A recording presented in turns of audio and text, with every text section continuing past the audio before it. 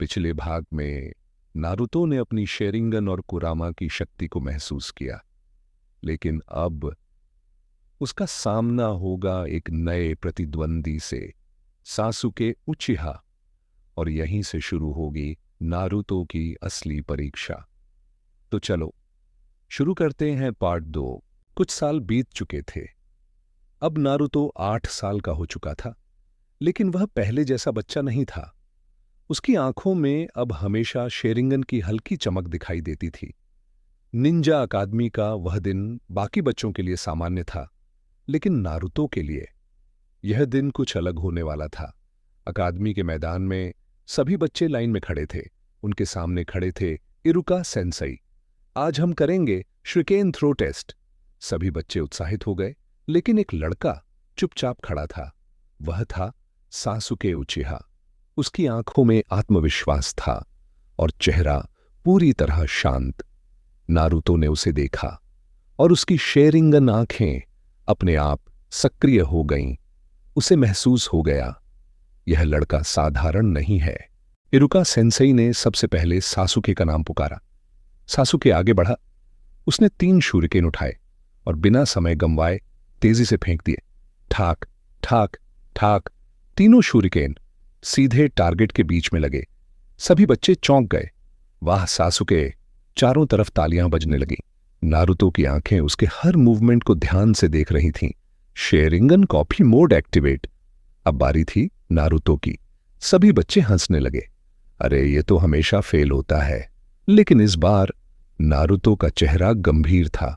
उसने धीरे से शूरिकेन उठाए और सासुके की तरह वही स्टांस लिया। उसकी शेरिंगन हर मूवमेंट को याद कर चुकी थी। और फिर उसने शूरिकेन फेंके। ठाक ठाक ठाक।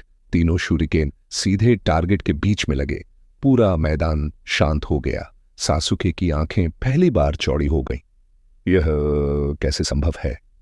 उस दिन से एक नई राइवलरी शुरू हो चुकी थी। समय तेजी से बीता और आखिरकार आ गया ग्रेजुएशन टेस्ट का दिन। आज सभी छात्रों को एक ही जुत्सु करना था, शैडो क्लोन जुत्सु। कई छात्र असफल हो गए, लेकिन सासुके ने आसानी से 2 क्लोन बना दिए। सबने तालियां बजाईं। अब बारी थी नारुतो की।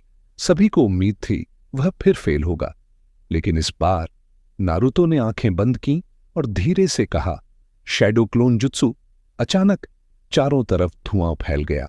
धड़ाम। जब धुआं हटा तो सभी की आंखें फटी रह गईं, क्योंकि वहां खड़े थे 10 शैडो क्लोन्स। इरुका सेंसेई पूरी तरह चौंक गए। इतने क्लोन? सासुके भी हैरान था।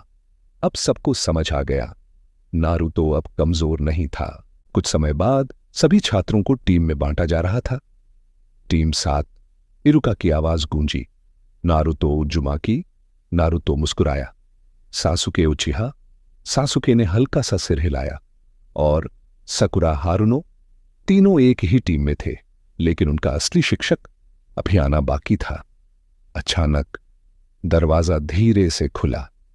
एक लंबा आदमी अंदर आया। उसके चेहरे पर मास्क था और एक आंख ढकी हुई। वह थे काकाशी हाताके। मेरा नाम काकाशी है और अब से तुम लोग मेरी टीम हो। अगले दिन सुबह का समय था। टीम 7 ट्रेनिंग ग्राउंड में खड़ी थी। काकाशी ने 2 छोटी घंटियां निकाली। तुम तीनों में से सिर्फ 2 ही पास होंगे। सभी चौंक गए। जो घंटी छीन लेगा वही पास होगा। नारुतो ने शेरिंगन एक्टिवेट कर दी। सासुके ने अपना स्टांस लिया। हवा में तनाव भर गया और तभी काकाशी ने 1 सेकंड में गायब होकर उनके पीछे प्रकट हो गए। चलो मुझे पकड़कर दिखाओ। नारुतो के शरीर से हल्की कुरामा चक्र ऑरा निकलने लगी। उसकी शेरिंगन और तेज चमकने लगी और यहीं से शुरू हुई टीम 7 की पहली असली लड़ाई। लेकिन असली लड़ाई अब शुरू होने वाली है। क्या नारुतो काकाशी को पकड़ पाएगा? जानने के लिए पार्ट 3 जरूर देखना। अगर वीडियो पसंद आई हो तो लाइक जरूर करना और ऐसे ही व्हाट इफ देखने के लिए सब्सक्राइब करना मत भूलना।